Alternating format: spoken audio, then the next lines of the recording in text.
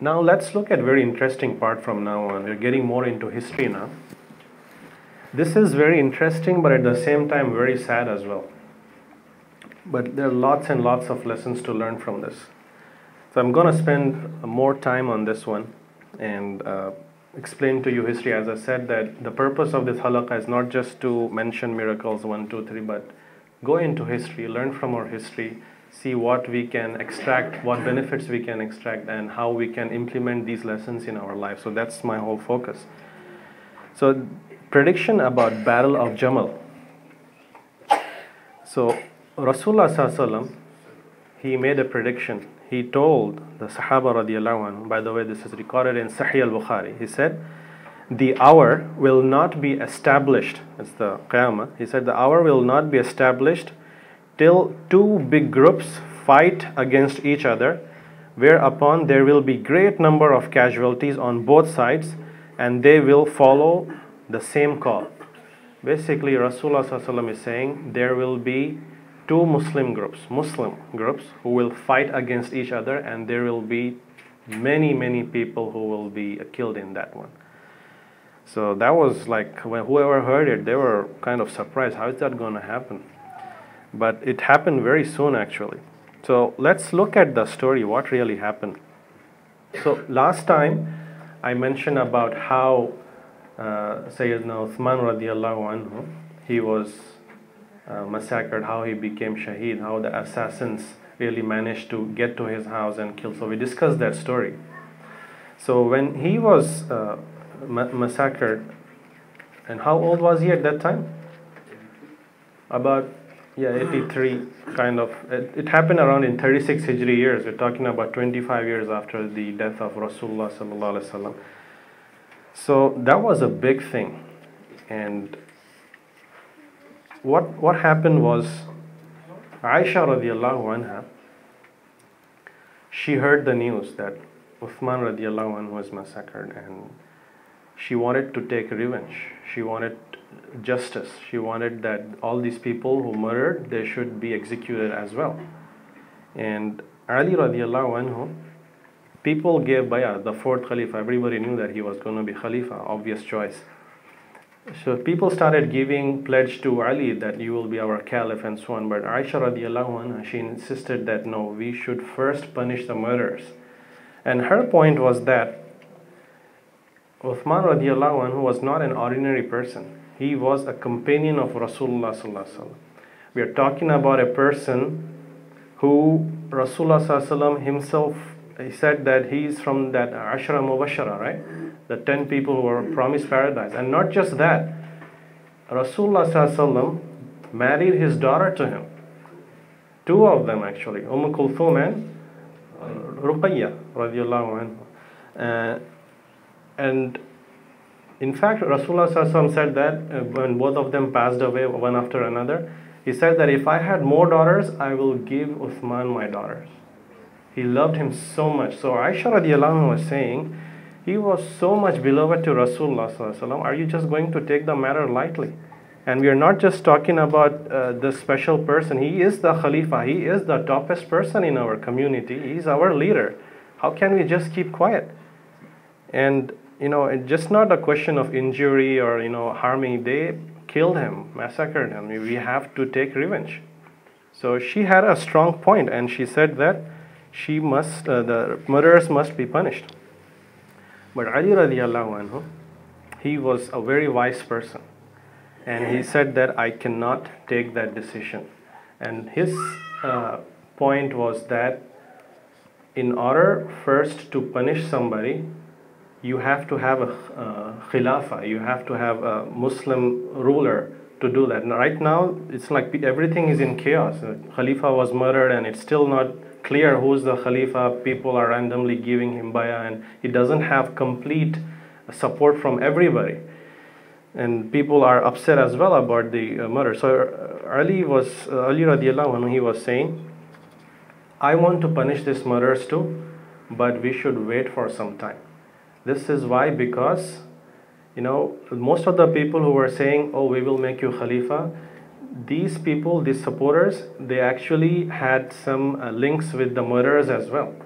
So Ali radiallahu anhu, he thought that if I punish these murderers, these very people who support me will turn against me and they will kill me exactly how they killed Uthman. And his plan, his idea, he was thinking long term. He was saying, I'm going to wait, I'm going to establish myself first, have this khilafah very nicely placed, put right people, right person at the right spot. When everything, security wise, when everything is good, then I will punish them. Because you can punish them, you can kill them, but now you're risking what? You're risking the entire Islamic caliphate. It can completely go away, all these years of caliphate. So he said that there should be no civil war. That's the first thing. When everything is cooled down, then I will start punishing them. But Aisha radiallahu anha, she had a different viewpoint. She said that this is such a huge matter that we cannot let these murderers sleep comfortably even for a single night. That's just not acceptable. We're talking about one of the best persons loved by Rasulullah. So they had arguments. Anyway, so the matter became very severe, and they were trying to interfere in political matters, so it came to war. And Ali radiallahu anhu moved to Kufa. He had a lot of support there in Kufa because, remember, as I said, he was the governor of Yemen, and people of Yemen just loved him like something. Obviously you live in certain area, people see you worshipping and your wisdom and your great capacities and abilities. So in Kufa, Umar radiallahu anhu actually established a military base, and most of these were Yemenis people. So Ali radiallahu anhu thought that I should move to Kufa and establish my caliphate there, because now Kufa is also another benefit is that it is now central part of the entire Muslim kingdom, right? Everybody is like expanding in the Islamic region, so Muslims are more. So he wanted to have a central place, and also Medina is no more good for him because there's so much civil war going on. And Ali radiallahu anhu had also another point that he could have actually punished these murderers, but the problem is that there are so many new Muslims that they will just not accept his wisdom, and they basically don't have firm grounding in Islam. So they will just have superficial knowledge and they'll say, oh Ali, you did wrong, you should have done this and that. So he knew all that was going to happen, so he took this decision to delay punishment. Anyways, Aisha radiallahu anha, she decided to get involved in the battle. She headed this battle of Jamal along with other two Sahaba, Talha and Zubayr radiallahu anhu. And this is called Battle of Jamal, camel, Jamal meaning camel, because the Aisha radiallahu anha had a hawda, which is like the camel, and she was on top of it, all covered. And she used to give instructions, the military instructions from her camel. So that's why it's called Battle of Camel and Jamal, and Battle of Basra as well, because this was fought in Basra, the Iraq region. Anyways, so they fought, and Ali radiallahu anhu, his army was able to defeat the army of Aisha, Talha and Zubair radiallahu anhu. And he was very respectable, though, Ali radiallahu anhu. He made sure that this is the mother of the believers, the wife of Rasulullah sallallahu alaihi wasallam. He made sure that she was given very good protection, and she had her go to Medina with full escort, and everything she made sure was fine. And actually, if you look at scholars, what they said about this war is that they said that, they basically referred to the hadith of Rasulullah sallallahu alaihi wasallam, wherein he said that if a mujtahid or a scholar makes a mistake, he gets one reward, but if he makes a correct decision, he gets 2 rewards. So basically, sometimes we see that a mujtahid or a scholar, he can give a wrong decision. He might take the principles and apply them, but the end result might not be a correct one. So they said that Ali radiallahu anhu in this case was more on the white side, more closer to the truth than Aisha radiallahu anhu. Aisha radiallahu anha, she had her own points as well. And so now we have to remember one point, that in this whole battle, this was very difficult time for Muslims, because what happened was, now we are talking about two big groups. Two big groups, and both of them are Muslims. Now just remember, one side it's Ali, and the other side is Aisha, Talha and Zubair. And you know who are these people, right?